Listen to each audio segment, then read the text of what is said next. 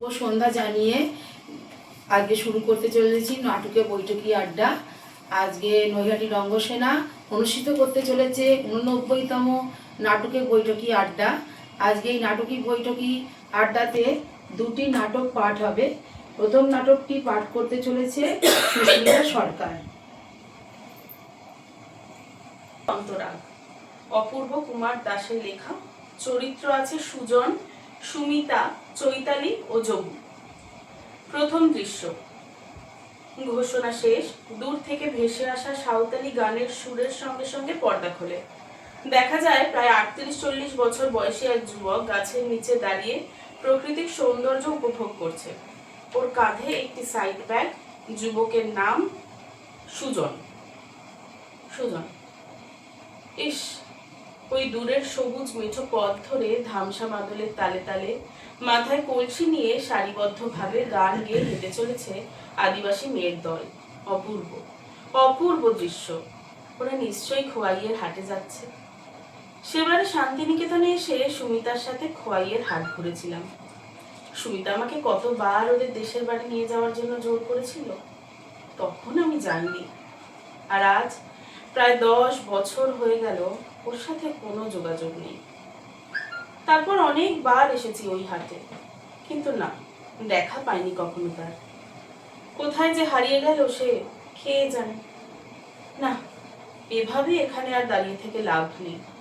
ট্রেনটা বড্ড লেট করলো, তাই আমোদপুর যাওয়ার লাস্ট বাসটাও মিস করলাম। নেপথ্যে যোগু বাউলের গান, ও বন্ধুরে সইতে নারী পীড়িতের কি জ্বালা। হয়তো এবার হেঁটেই যেতে হবে।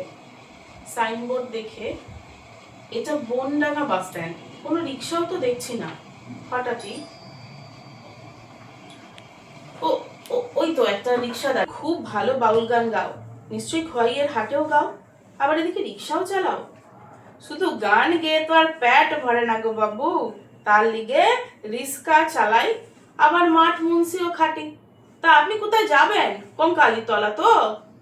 কঙ্কালীতলাটা আবার কোন রাস্তায় পড়বে? ও তো ডান দিকের পথটা গিয়েছে আদিত্যপুর, কঙ্কালীতলা, লাভপুরের পানে, আর এই বাঁ দিকের পথটা গিয়েছে আমোদপুর, সাঁইতিয়ার পানে। ও তাই নাকি? না না, আমি এখন কঙ্কালীতলা যাব না, আমোদপুরের দিকেই যাব। ওই নদীটা আছে না, ওটা কোপাই নদী তো, ওটার ওপারে একটা গ্রামে যাব। তা একটু নিয়ে চলো না গো দাদা। কিন্তু আমি তো এখনই আপনাকে নিয়ে যেতে পারবো না গো। কেন বলো তো? এখন তো তোমার কোনো যাত্রীও নেই। এখনই না ঠিকই, তবে একটু বাদে আসবে গো আমার ছোট দিদিমণি। ও তাই বুঝি? উনি কি কঙ্কালীতলা যাবেন? না না, সরি, ওটা ভুলে গেছে। না না, কঙ্কালীতলা নয়, ঘর যাবে। ও আপনার ওই পথেই যাবে। ছোট দিদিমণি তো, ওরে দিতই তো আমার রিক্সায় আসা। তা বেশ, তাহলে তো আমাকে এখন হেঁটেই যেতে হবে দেখছি। বলছিলাম একটু দাঁড়িয়ে থেকে যদি দিদিমণির সাথে আমার রিক্সায় যান তো আপনার কষ্টটা কম হবে। কি ঠিক বলিনি? কিন্তু তোমার ছোট দিদিমণি তো আর রিজার্ভ করা রিক্সায় নাও নিতে পারেন, তাই না? কি বলছেন গো? আমাদের ছোট দিদিমণি সেরকম লয়, খুব ভালো মানুষ গো। তা প্রতিদিন কোথায় যায় তোমার ছোট দিদিমণি? ও তো গান নিয়ে শান্তিনিকেতনে পড়াশোনা করে গো। ও খুব ভালো গান গায়। ও তাই নাকি? আমার বাড়ি বীরভূমের শান্তিনিকেতনের কাছে। আমি স্কুল থেকেই কবি অতনু বর্মনের কবিতা আবৃত্তি করি। অতনু বর্মনের কবিতা? রাঙা সেই থিয়েছিল ঘরটি আমার, সেই জিপারুল ডাঙা। ঝিঙে মাচাটোতে কাঠ বিড়ালির ফুটোপুটি দেখতাম। দুপুর বেলায় নুন ঝাল দিয়ে পেরে আনা কাঁচা আম। আচমকা সেই বসে বিকেলে উড়ুলি ঝুড়ুলি ঝড়। ধুলোয় ধুলোয় আবছা লাগতো আমাদের ভাঙা ঘর। আমরা গরিব, বাপ মানদের, মা পাট করে খায়। আমাদের ঘরে টিনের লম্ফ, ইলেকট্রিকও নাই। সেই টিমটিমে আলোতে পড়েছি কলেজের বই খাতা। দিদিমণি দিত কলম কাপড় ছাতা। দিদিমণি লয়, মা দুর্গা ছিল, তারই কথা বলি আগে। চোখে জল আসে ভাবতে গেলেই, শরীরে শিহর লাগে। দিদিমণি নাই, আমি গ্রামের সবাই, আর তারপরে ধরাধরি করে বোলপুর হাসপাতালে নিয়ে যায়। গ্রামের আলোর আনন্দ উৎসব নিমিষেই সব স্তব্ধ হয়ে যায়। সুজন, তারপর সুমিত পরদিন বোলপুর থেকে বর্ধমান মেডিকেল কলেজে ট্রান্সফার করে দেয় ডাক্তারবাবু। সুজন, না না না না না, আমি যেভাবেই হোক কলকাতা নিয়ে গিয়ে চিকিৎসা করিয়ে তোমার চোখের দৃষ্টি ফিরিয়ে আনবই, তুমি দেখো। সুমিতা, তখন ছিল এদিকে বসো, কি বলছে দেখো তো দিব্যেন্দু। শুনে দিলাম আমরা প্রথম পাঠ নাটকের গোধূলি অন্তরালে। এবারে আমরা অন্তরাল গোধূলির অন্তরাল শুনে দিলাম, খুব সুন্দর পাঠ হলো। সুস্মিতা আমাদের খুব সুন্দর করে এই নাটকটি পাঠ করে শোনালো। এবারে আমরা যাচ্ছি দ্বিতীয় পাঠে। দ্বিতীয় পাঠ করবে আমাদের দ্বিতীয় অভিনেতা মিতা ধর। ডেকে নিচ্ছি মিতা ধরকে। নমস্কার, আমি এখন যেই গল্পটা বা নাটকটা পাঠ করব সেটা হচ্ছে মানে একদম সময়োপযোগী ভাইরাল নাটকের নাম। লিখেছেন অরিজিৎ আদিত্য, আর এটা পড়ার জন্য আমাকে সিলেক্ট করে দিয়েছেন আমাদের রঙ্গসেনার সাধারণ সম্পাদক, তাই তো দিব্যভৌমিক, আমাকে এটা সিলেক্ট করে দিয়েছে। তো আমি কী কী ক্যারেক্টার আছে প্রথমে বলি। ছেলে, একটা ক্যারেক্টার ছেলে, আর কয়েকজনের কণ্ঠস্বর। মঞ্চের অন্য কোণে পড়ার টেবিলে আলো আঁধারিতে বসে থাকা একটি 18-19 বছরের তরুণ অন্য কোণের দৃশ্যটি যেন সরাসরি প্রত্যক্ষ করছে। ভাই হালারে জোর কইরা খাওয়াইয়া দে না। ছেলে, না না আমি খামো না। আর কিসের মোবাইলের কথা কও তোমরা? আমি আলাভোলা সাওয়াল মানুষ, তোমরা তো চিনো আমারে, চিনো না? দ্বিতীয় নাটক পাঠ যেটা মিতা ধর করলেন ভাইরাল, সেটা আমরা শুনে নিলাম। এবারে আমরা একে একে এই যে দুটি নাটক আমরা শুনলাম, যেটা গোধূলির অস্ত্ররাগ আর ভাইরাল, সেইগুলি আমরা একটু আলোচনার মাধ্যমে শুনে নেব। প্রথমে অসীমাদিকে ডেকে নিচ্ছি এই নাটক দুটি। আজকে দুটো নাটক পাঠ হলো।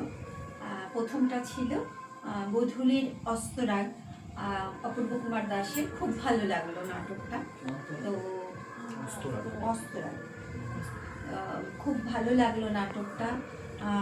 আর দ্বিতীয়টা ছিল ভাইরাল, কিন্তু ভাইরালের থেকে গোধূলির অস্ত্ররাগটা বেশি ভালো লেগেছে নাটক হিসাবে। পাঠ দুজনেরই খুব সুন্দর হয়েছে, ভালো লাগলো দুটো নাটকই।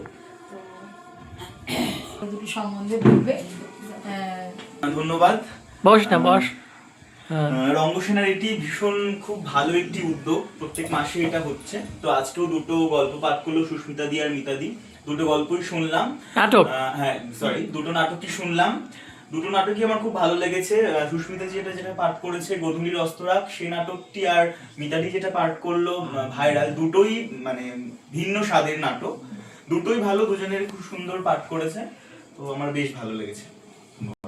শুনলাম সুস্মিতা দি যে নাটকটি পড়লো সেটার গল্প, নাটকটির স্বাদ এবং মিতাদির নাটক, দুজনের নাটকের স্বাদ একেবারেই আলাদা। একদম দুটো মেরুর নাটক আমরা আজকে দেখলাম। সুস্মিতাদির যে গল্পটা, নাটকের যে গল্প ছিল, সেখানে একটা কি বলবো ভালোবাসা একদম গল্প দেখা গেছে, যেখানে ভালোবাসা শেষে পরিণতি পাচ্ছে অন্যভাবে। সেই গল্পটা মানুষের যে মনস্তত্ত্বের যে একটা বিভিন্ন দিক, সেই গল্প নাটক থেকে উঠে এসছে। পাঠ অভিনয়ের দিক থেকে বলবো সুস্মিতা দির পাঠ অভিনয়টা আরো ভালো হলে, আরো ক্যারেক্টারগুলো যদি আলাদা আলাদা বেশি করা যেত, আরো কাছে উঠে আসতো গল্পগুলোর, আরো ভিজুয়ালাইজেশনটা আরো ভালো হতো। আর মিতাদির নাটকটা যেটা পড়লো ভাইরাল, নাটকটা সত্যি খুবই সমকালীন, খুবই এখনকার সময়ের সাথে খুবই প্রাসঙ্গিক। একটু বড় নাটকটা, একটু বড়, কারণ অনেকটা কথা বারবার করে, মানে যেরকম নাটকের কথাগুলো বারবার করে আসছে, এবং সেখানে একটা সুন্দর বাংলাদেশি কিছু প্রেক্ষাপট উঠে এসছে, যেগুলো এখন